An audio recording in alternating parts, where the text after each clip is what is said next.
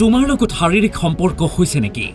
তোমাৰ লগত কি শাৰীৰিক সম্পৰ্ক হৈছে? এদিন নহয়, দুদিন নহয়, 2 বছৰ হৈছে। তাৰ ঘৰতো হৈছে, বেলেগৰ ঘৰতো হৈছে।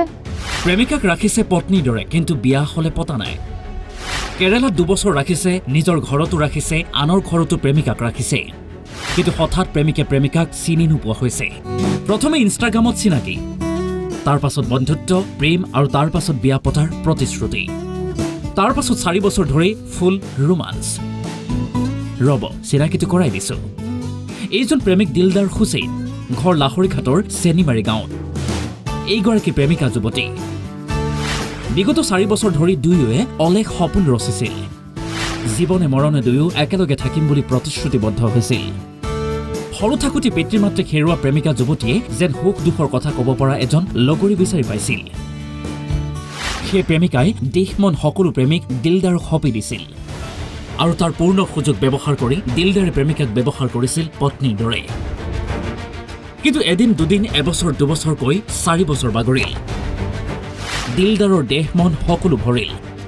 সেয়ে প্ৰেমিকা এতিয়া অচিনাকি হৈ পৰিল। প্ৰেমিকাই প্ৰেমিকৰ ঘৰলৈ আহোঁতেই মাৰধৰ কৰি উলিয়াই দিলে দিলদাৰৰ পৰিয়ালে। পলায়ন কৰে প্ৰেমিক দিলদাৰেও। এইটো ঘৰত মই আগতো আহিছিলোঁ। আগত আহিখিনি 10 দিনমান থাকিছোঁ। তাৰপিছত আকৌ এবাৰ আহিছোঁ, আহিখিনি 5 দিনমান থাকিছোঁ। সেইখিনি তাৰপিছত যেতিয়া ল'ৰাটো ঘৰত আহিছে, কেৰেলাৰ পৰা ঘৰত আহিছে, 22 তাৰিখে ঘৰত আহিছে, মই 23 তাৰিখে ৰাতি ইহঁতৰ ঘৰত আহিছোঁ। ইহঁতৰ ঘৰত আহিছে, 1 ৰাতি সিহঁতৰ লগত ৰাখিছে, ৰাখিখিনি তাৰপিছত মোক ঘৰত পঠাই দিছে। মোৰ ঘৰত পঠাই দিছে, কৈছে যে এইখন ঘৰত থাকিছিলা নে তুমি? ল'ৰাজনৰ নাম কি? দিলদাৰ হুছেইন। এতিয়া ক'ত দিলদাৰ হুছেইন ক'ত? সিহঁতে পলাই দিছে।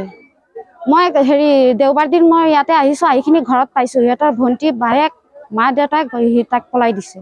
সি পলুৱাই আছে। দিলদাৰৰ লগত তোমাৰ কিমান দিন ধৰি সম্পৰ্ক? 4 বছৰ। ক'ত আছিলা তাৰ লগত? কেৰেলাত আছিলোঁ 2 বছৰ। তাৰ ঘৰত আহিখিনি আছিলোঁ। তাৰপিছত আৰু এটা বেলেগৰ ঘৰত সোমাইছিল মোক লৈ কিনি, সিহঁতৰ ঘৰত আছিলোঁ।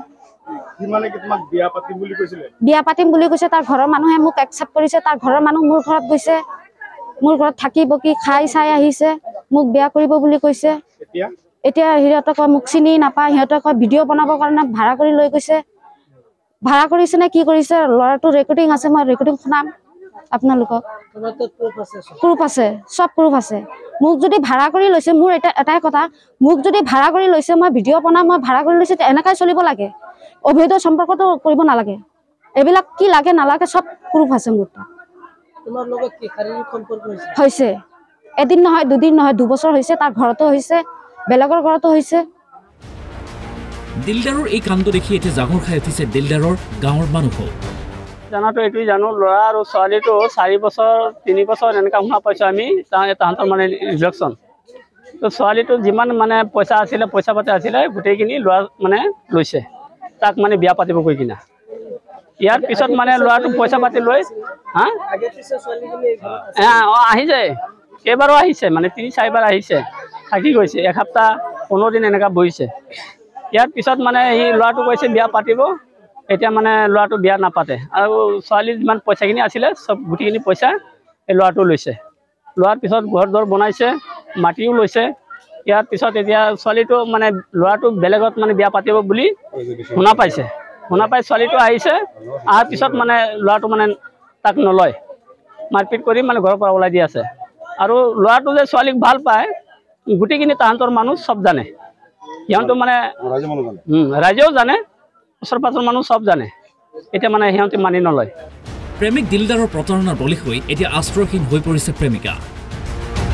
উচিত ন্যায় বিচাৰি কাষ চাপিছে লাহৰীঘাট আৰক্ষীৰ। কিন্তু ন্যায় পাবনে প্ৰেমিকাই? এতিয়া প্ৰশ্ন হয়, প্ৰেমিক দিলদাৰক লগাতকৈ বেছি বিশ্বাস কৰাটোৱে কাল হ'ল নেকি প্ৰেমিকাৰ বাবে? উত্তৰ আপোনালৈ এৰিলো।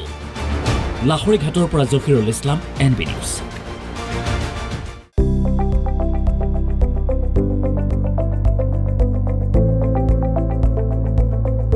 NB নিউজ, সহজ সৰল ভাষাত নৱভাৰতৰ কথা।